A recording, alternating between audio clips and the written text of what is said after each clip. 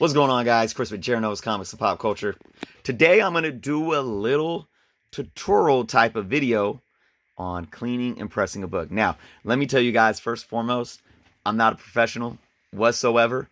I have seen stuff on YouTube. I have seen stuff on IG with guys that just go in. They know what they're doing. They got like real deal tools that they use to clean and press their books. That is not me, but I've found techniques that have worked for me, and I'm going to share a little bit with you guys today. So, going into this, we have a Captain America number 116, and if we can, excuse me, get some light on this book, a little more light on this book, and kind of see what we're looking at. We got a book with a nice white background that obviously has some dinge.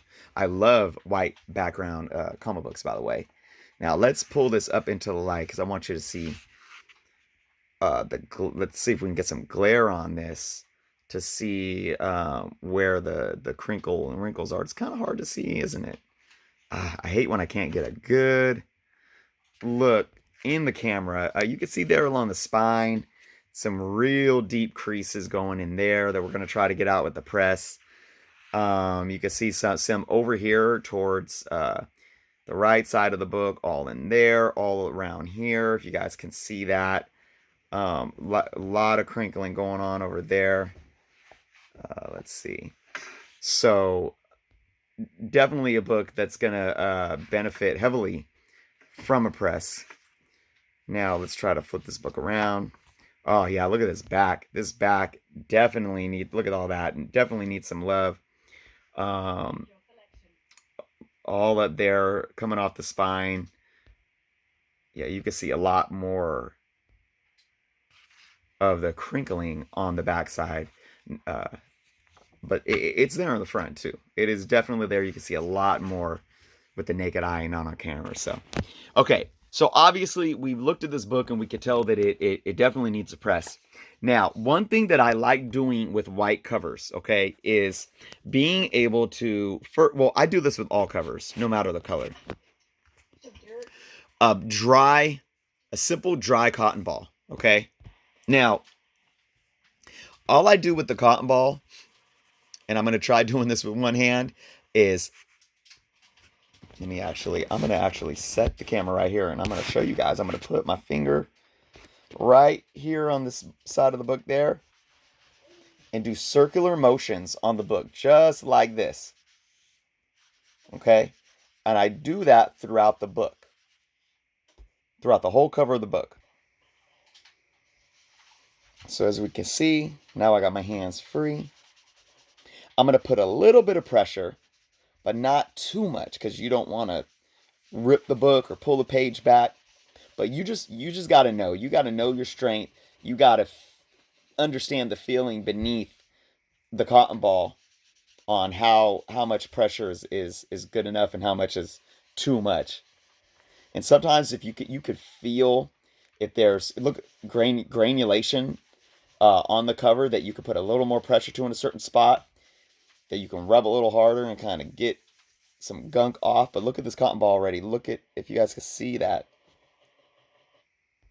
Look at how much dirt is on there already. Can you guys see that? Look at that. Woo! That's a lot of dirt already. So, getting this dirt off isn't going to completely whiten a white background, but it's going to do enough to get the book cleaner. And, getting a little dirt off goes a long way. It really does. Okay, so we got a lot of dirt on that cotton ball. I'm going to go ahead and flip this over. As you can see, the back has a lot of grime. So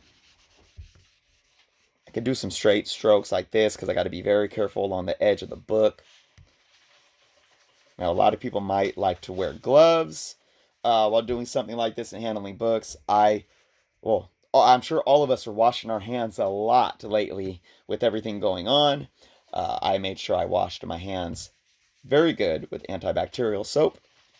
Dried them off nice and well before I came out here and handled this book. So I have a rip, a little bit of a rip right here.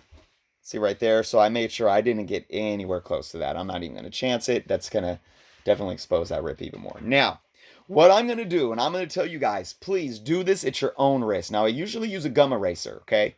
But I'm going to use an eraser on my comic book. Now, this type of eraser is different than, let me show you guys, than a standard number 2 pencil eraser. I don't know the difference. I'm not like, I don't know the types of erasers, but you guys can see here, the one on the bottom has a bit of different color and it's softer. So you got to watch out. Certain number 2 pencils have a very hard, grimy type of eraser that doesn't work very well. You need a nice, soft eraser. Now, like I said, do this at your own discretion. Don't try this and like rip your book and come back and say, oh, journos said to freaking use an eraser on a book and it damaged my book, and point a finger at me. I'm telling you guys, do this at your own risk, okay? But you have to be very, very gentle when using an eraser on the page of a book. I'm not putting hardly any pressure, and I'm making slow circular motions, okay? Slow circular motions by putting hardly any pressure on the book at all. And I can already see here, and I don't know if you guys can see from that angle, but this dirt, and then I take my pinky and brush off very gently. Now, when I'm all done, I'm going to get this cotton ball back, clean it up a bit there to make sure there's no eraser dust left. If you have any minor rip, like there's one right here, I'm not even going to get close to that. I'm going to stay away from all rips. I'm do my best to stay, I'm not going to get too close to the edge of the book either, to further chance, any kind of rippage going on. And I want to stay specifically on the white of the book. I'm not going to go to any color because you will erase the color off. Now, if you have, like, say right here, let's see if you guys can see this. Right here, there's a little blemish, and that's on yellow. I might do a little something like that and put barely any pressure on it, on the yellow, and try to get that out. And I don't know if you guys can tell, but that blemish is now a little bit lighter, and I did it just light enough to where I didn't pull any of the color up, okay? It's really dirty down here, so I'm going to show you guys. If you guys can see that, see the bottom of that book right through here. And you kind of go at it a little bit.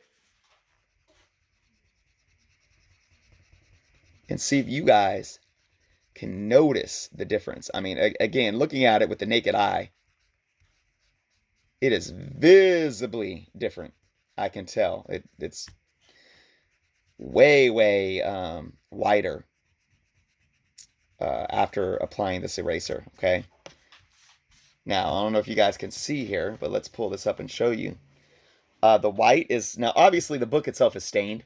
There's yellowing going on, but the grainy dirt is no longer there or prevalent as much right around here. And you can see there is more of it down here because I didn't really get there yet, okay? Let's go to the front cover. Now let's look at this part of the cover right here. There's crinkles right there, and you could tell right on the crinkle, and then there's one right here too. The dust or the dirt, it's darker right around the crinkle because the dirt tends to linger around the bends in the pages. So I'm going to attempt to get those darker marks out of the crinkles, and then clean up all of Cap's arm right here.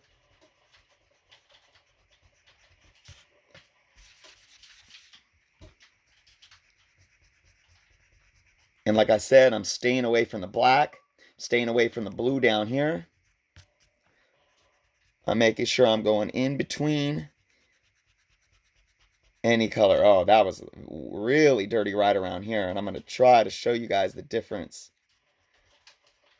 Okay, so let's look at this.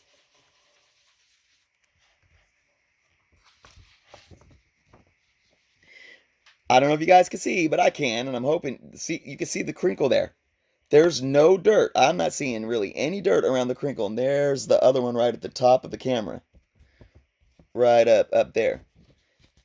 So, much, much wider. And that whole arm now. Now let's move the camera back over here.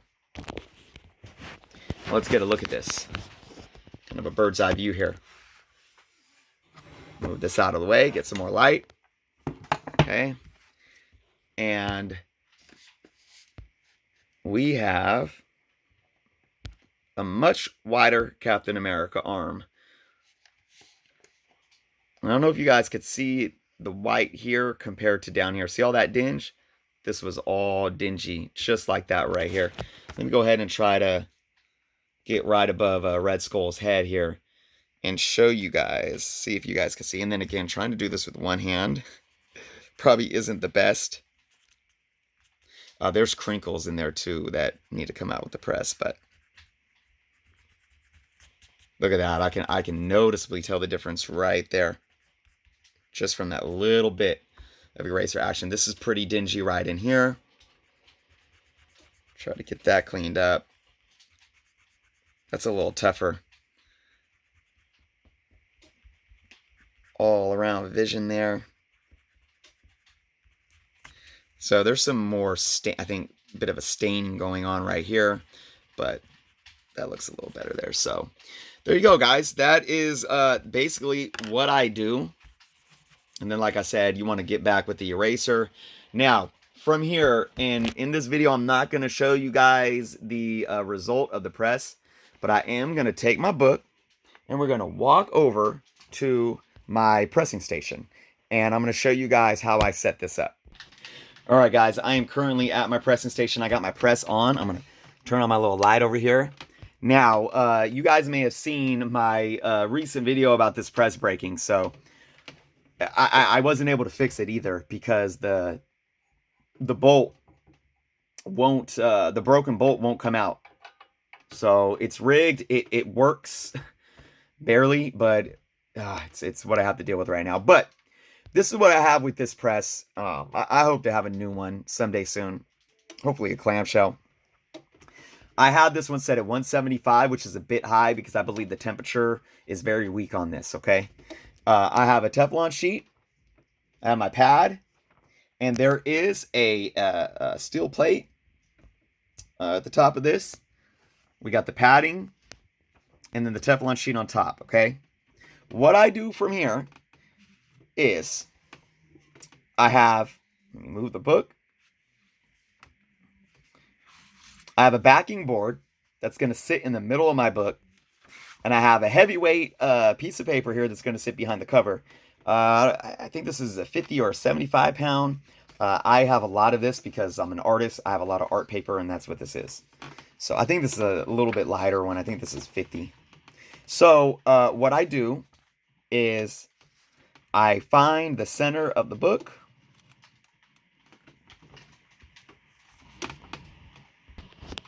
And here we are. So we got the staples exposed right here. Okay, and we're going to take the board, the backing board, and put it flush right against the crease of the book on top of the staples. And we're going to make sure that the board is nice and tight against the middle of the book. So I'm going to come here and try to push. There we go. Sorry about that, guys. I know that wasn't visually appealing there. But now the board is nice and flush with the edge of the inside edge of the book. Okay, then we're going to take our heavyweight paper. We're going to flip the front cover open. I'm going to do this to the best of my ability with only having one hand. Okay, now if there was like this, it looks like this edge is kind of just, I'm not going to mess with this. There's a little crinkle in there where I might be able to roll a little bit out, but it might just fall off. So I'm not even going to mess with that. But if there's a bend, you want to make sure you have all your bends flattened out. You don't want to press a book with a bend somewhere. That includes inside pages, right? So now this is kind of loose on the bottom staple, so you got to be careful when putting the paper in. You don't want to push and put some unwanted pressure. And you got to make sure that it's peeking out at the top, around the edges, and the bottom. And again, you want to make that flush, but don't push too hard, okay? Now, this book is ready to be sat inside the press. So when I put it inside the press, I'm going to just put it, I'm going to center it the best of my ability. All right, so now the book is sitting in the center of the base. And what I'm going to do is I'm going to take a second Teflon sheet, and again with one hand, I'm going to gently place it over the top of the book. Make sure it's covering everything. And then I'm going to take my press, the top of the press, and align it as best as I can. Now, this is where I normally would just crank the handle down